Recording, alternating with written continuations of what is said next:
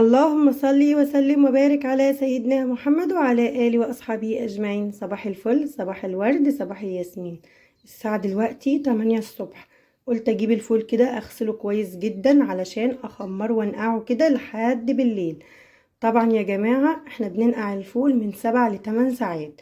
ده الفول جبت كيلو ونص من الفول، غسلتهم كويس جدا. وبعد كده دلوقتي هجيب حلة علشان أحط فيها مية وأحط عليها الفول. هسيبه حوالي 7 أو 8 ساعات، يعني على العصر كده هبدأ أسوي الفول. خلاص رمضان على الأبواب، الحقوا جهزوا كده علشان طبعا خلاص رمضان على الأبواب. طبعا أنا نزلت لكم طريقة للفول، هنزل لكم الطريقة دي كمان. تعالوا كده ونشوف هنعمل ايه.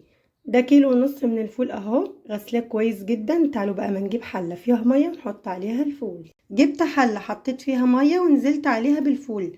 هسيبه من 7 ل8 ساعات، يعني على العصر كده هبدأ احطه على النار. طبعا انا بسجل دلوقتي معاكم بصوتي. ان شاء الله على الساعة 4 كده او الساعة 3 هنجيب الفول، هنجيب المية اللي عليه وهنبدأ نسويه اهو. زي ما انتوا شايفين انا دلوقتي فضيت الفول في الحلة، هسيبه من 7 ل8 ساعات، يعني على الساعة 3 ان شاء الله كده او الساعة 4. وبعد كده ابدأ احطه على النار. يا حبايب قلبي بعد لما عدى عليه حوالي 7 ساعات هنعمل ايه دلوقتي؟ كبيت المية اللي عليه وحطيت عليه مية تانية نظيفة، ودلوقتي حطيته على النار. هنزل عليه بحوالي 3 معالق من الفلفل الاحمر اهو، وكمان هنزل عليه بحباية كبيرة من الطماطم، معلقة صغيرة من الكمون اهو. هنزل عليه بكبشة كده من العدس اهو، كبشة من العدس ده تركي نوع نضيف جدا. يبقى تاني حطينا نص معلقة كبيرة من الكمون، 3 معالق من الفلفل الاحمر، وكمان حباية من الطماطم كبيرة، كمان شوية من العدس. اول لما يغلي معايا هرجع لكم تاني علشان هنوطي عليه ونسيبه على نار هاديه يستوي براحته. يبقى تاني قعد 7 ساعات.